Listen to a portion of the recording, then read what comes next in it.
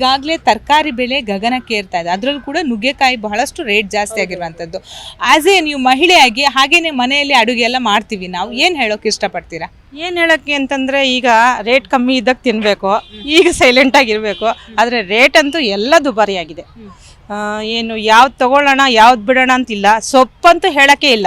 ಮೊದಲೆಲ್ಲ 10 ರೂಪಾಯಿ 20 ರೂಪಾಯಿ ಇತ್ತು, ಈಗ 20-30ಕ್ಕೆ ಏರ್ಬಿಟ್ಟಿದೆ.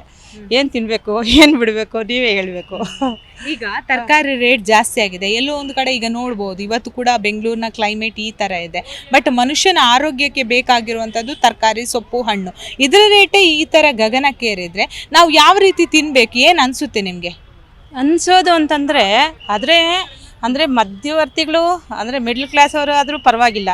ಇನ್ನು ಕೆಳಗಡೆ ಇರೋರಂತೂ ದೇವರೇ ನೋಡ್ಕೋಬೇಕಷ್ಟೇ. ಏನು ತಿನ್ನೋದು ಅಂತಂದರೆ ಏನು ಹೇಳ್ಬೇಕು ಹೇಳ್ರಿ, ತುಂಬಾ ಕಾಸ್ಟ್ಲಿ ಇದೆ. ಚೆನ್ನಾಗಿರೋರಾದ್ರೆ ಚೆನ್ನಾಗಿ ತೊಗೊಂಬಂದು ತಿಂತಾರೆ, ಇಲ್ದವರು ನೋಡ್ಕೊಂಡು ತಿಂತಾರೆ ಅಷ್ಟೇ. ಈಗ ಪ್ರಮುಖವಾಗಿ ನುಗ್ಗೆಕಾಯಿ ಈಗ ಎಲ್ಲರೂ ಕೂಡ ಸಾಂಬಾರಿಗೆ ಹಾಕ್ತೀವಿ. ಅದರಲ್ಲೂ ಕೂಡ ಮದುವೆ ಸಮಾರಂಭ ಆಗಿರ್ಬೋದು, ಹೋಟೆಲ್ಗಳಲ್ಲಿ ಇಡ್ಲಿ ಆಗಿರ್ಬೋದು. ಸೊ ಈಗ ನುಗ್ಗೆಕಾಯಿ ಎಲ್ಲೂ ಕೂಡ ಸಿಗ್ತಾ ಇಲ್ಲ. ಸೊ ಏನು ಹೇಳ್ತೀರಾ? ಹೇಳೋದು ಅಂದರೆ, ಅದು ಯಾಕೆ ಬೆಲೆ ಜಾಸ್ತಿ ಆಯಿತು ಅಂತೂ ಗೊತ್ತಾಗ್ತಾ ಇಲ್ಲ. ಆದರೂ ಯಾವತ್ತೂ ಇಷ್ಟು ದುಬಾರಿಯಾಗಂತೂ ಯಾವತ್ತೂ ಕಾಣಲಿಲ್ಲ. ನುಗ್ಗೆಕಾಯಿ ಕಾಣ್ತಾ ಇಲ್ವ ತಾನೆ? ಅದೇ ಹೇಗೆ ಆಯಿತು ಅಂತ ಗೊತ್ತಾಗ್ತಾ ಇಲ್ಲ ಮೇಡಮ್. ಈಗ ನುಗ್ಗೆಕಾಯಿ ಇನ್ಮೇಲೆ ಕಾಣಿಸೋದೇ ಇಲ್ವೇನೋ ಅನಿಸ್ತಾ ಇದೆ.